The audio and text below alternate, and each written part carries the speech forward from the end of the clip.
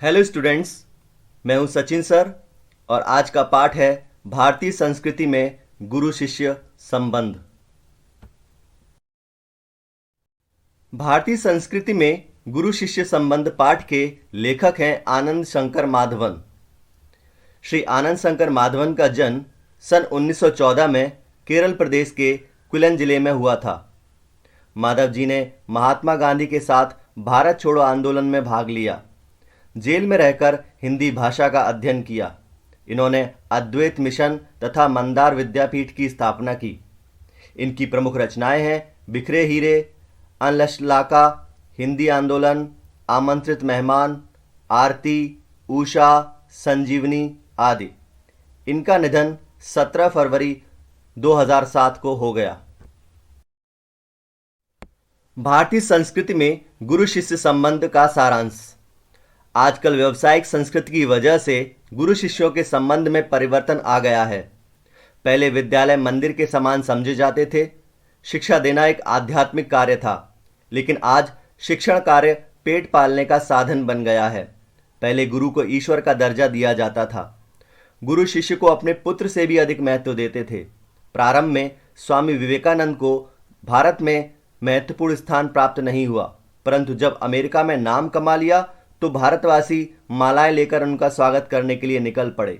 जब रविन्द्रनाथ टैगोर को नोबेल पुरस्कार मिला तो बंगाली लोगों को उनका महत्व पता लगा। भारत में गुरु शिष्य का संबंध बहुत आदर और प्रेम से भरा है। भगवान रामकृष्ण बरसों योग्य शिष्य पाने के लिए प्रयत्न करते रहे। उत्तम गुरु में जाति भावना नहीं रहती है। गुरु के लिए हर शिष्य समान होता है। प्रश्नों के उत्तर एक वाक्य में दीजिए।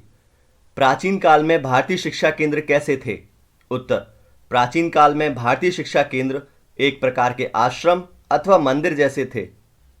जब रविन्द्रनाथ ठाकुर को नोबेल पुरस्कार मिला तब बंगाली लोग कौन सा राग अलापने लगे? उत्तर: जब रविन्द्रनाथ ठाकुर को नोबेल पुरस्कार मिला तब बंगाली लोग अमादेर ठाकुर, अमादेर कठोर सपूत का राग अलापने लगे। भगवान रामकृष्ण वर्षों तक योग्य शिष्य पाने के लिए क्या करते थे? उत्तर: भगवान रामकृष्ण योग शिष्य पाने के लिए बरसों तक रो रो कर भगवान से प्रार्थना करते थे। भगवान ईसा का कौन सा कथन सदा स्मरणीय है? उत्तर: भगवान ईसा का यह कथन सदा स्मरणीय है, मेरे अनुयायी मुझसे कहीं अधिक महान हैं और उनकी जूती धोने लायक योग्यता भी मुझ में नहीं है। गांधी जी किन्हें अच्छे लगते हैं? उत्तर: गांधी जी उन्हें अच्छे लगते हैं जिनमें गांधी जी बनने की क्षमता है और जो उनका अनुसरण करना चाहते हैं। उत्तम गुरु में कौन सी भावना नहीं रहती है?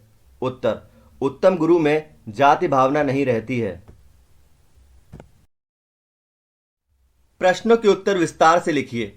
यूरोप के प्रभाव के कारण आज गुरु शिष्य संबंधों में क्या अंतर आया है?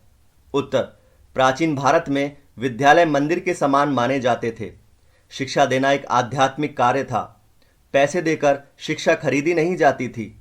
शिष्य पुत्र से अधिक प्रिय होते थे। परंतु वर्तमान भारत में शिक्षा व्यवसाय बन गई है। गुरु वेतन भोगी हो गए हैं। विद्यार्थी शुल्क देकर शिक्षा प्राप्त करते हैं। आज का शिष्य अपने गुरु को परमेश्वर के रूप में नहीं देखता है। इस प्रकार यूरोप के प्रभाव के कारण आज गुरु शिष्य संबंधों में जमीन आसमान का अंतर आ गया है। पुजारी की शक्ति मूर्ति में कैसे विकसित होने लगी?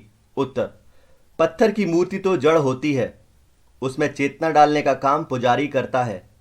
मूर्ति की पूजा करना ही उसे चेतनवंत बनाता है। वह लोगों में उस मूर्ति के प्रति विश्वास जगाता है।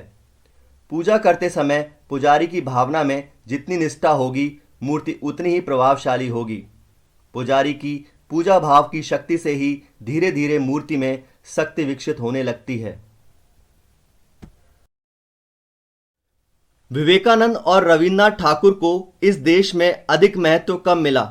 उत्तर: विवेकानंद रामकृष्ण परमहंस के शिष्य थे। आरंभ में उन्हें भारत में महत्वपूर्ण स्थान प्राप्त नहीं था।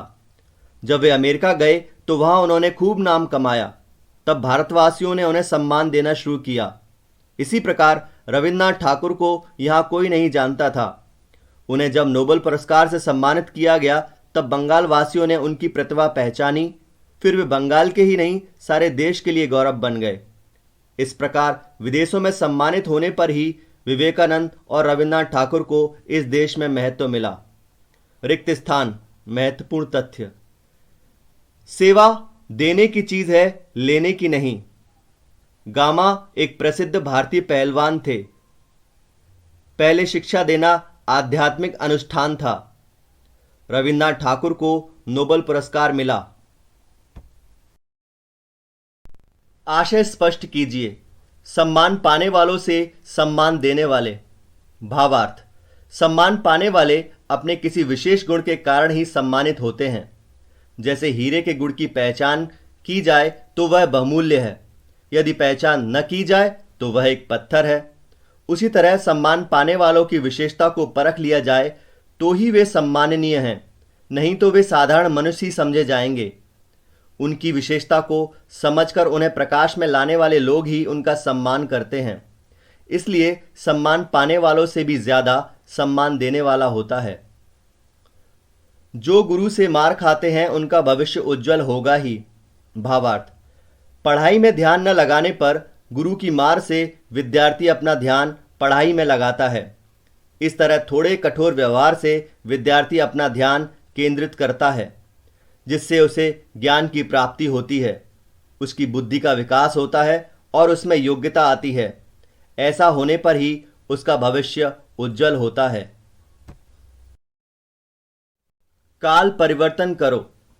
इसमें और मुझमें फर्क ही कुछ नहीं है। भविष्य काल में बनाना है।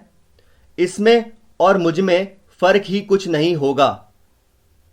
हम अपने शिष्यों से कम प्रमुख रहे। पूर्ण भूतकाल में बनाना है। हम अपने शिष्यों से कम प्रमुख नहीं रहे थे। उपनिषदों में आचार्यों ने कहा है। सामान्य भूतकाल में उपनिषदों में आचार्यों ने कहा। मुहावरों के अर्थ तथा वाक्य प्रयोग। ताकते रहना, गौर से देखना।